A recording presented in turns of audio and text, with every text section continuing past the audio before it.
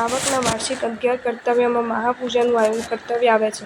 એનું આયોજન કેવી રીતે ગોઠવવું તે અંગે ઘણીવાર પત્રો આવતા હોય. સૌને સમાધાન મળી રહે તે માટે અત્રે મહાપૂજાના આયોજનની સામાન્ય રૂપરેખા રજૂ કરી છે. જિનાલયની મહાપૂજા અંગે સુંદર પોસ્ટરો લગાવી સારો પ્રચાર કરવો. પ્રવચન સભામાં જાહેરાત કરવી. મહાપૂજાના દિવસે પરમાત્માની ભવ્ય અંગાર્ચના કરાવી. ગબારા તથા રંગપળની દિવાલો વિવિધ તોરણો, ફૂલો વગેરેથી શણગારવી. મંદિરના ગોખલા, ભંડાર ઉપકરણો વગેરે સ્વચ્છ કરવા. દીવાઓની રોશની કરવી. રંગમંડપમાં વચ્ચે રંગોળી પૂરવી. મંદિરના શિખર પર વિવિધ ડેકોરેશન કરી શકાય. મુખ્ય દ્વાર પાસે ગેટ કમાન બાંધી શકાય. બુલ ડેકોરેશનનો ઓર્ડર માળીને આપી શકાય. અંગરચના માટે જાણકાર ભાઈઓને બોલાવી શકાય. શરણાઈ વાદન રાખી શકાય. મંદિરમાં જૈન-બિંબોની આસપાસ ચામર વીંઝતા ઇંદ્રો ગોઠવવા. તે જ દિવસે સાથે સમૂહ આરતીનું આયોજન હોય તો બહારના ચોકીયારામાં ઊંચા સ્ટેજ પર એક જૈન પ્રેમીની સ્થાપના કરવી. પગથિયા પર અથવા જિનાલયના આંગણામાં ઇન્દ્ર તથા દીપકુમારિકાના ડ્રેસમાં બાળકોને ઊભા રાખવા.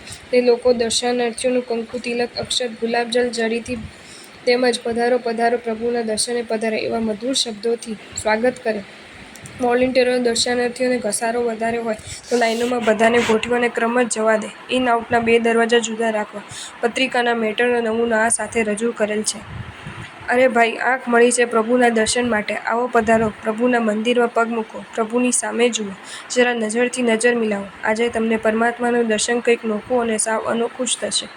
આજે તમે પ્રભુના દરબારમાં દાખલ થશો ત્યારે તમે બોલી ઉઠશો કે રે હું સ્વર્ગલોકમાં છું કે માનવલોકમાં રે.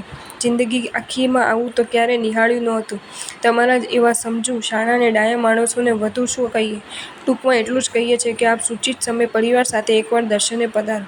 જુઓ, મંદિરના પ્રાંગણમાં ઊભેલો જળિયણ માંડવો તમારી રાહ જોઈ રહ્યો છે. પેલી દીપકુમારિકાઓ હાથમાં ગુલાબદાણી લઈને તમારા સ્વાગત માટે સજ્જ થઈને ઊભી છે.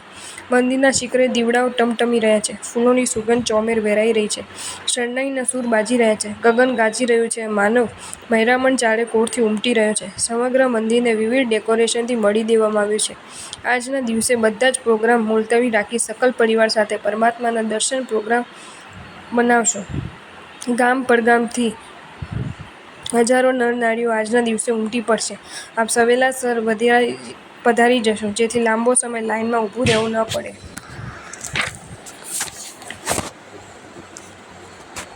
જો તમને આ વિડીયો ગમ્યો હોય તો આ વિડીયોને લાઇક કરો અને શેર કરો અને આવા જ નવા વિડીયો જોવા માટે જૈન ફેક્ટ્સ એન્ડ સ્ટોરીઝની ચેનલને સબસ્ક્રાઇબ કરો. ધન્યવાદ.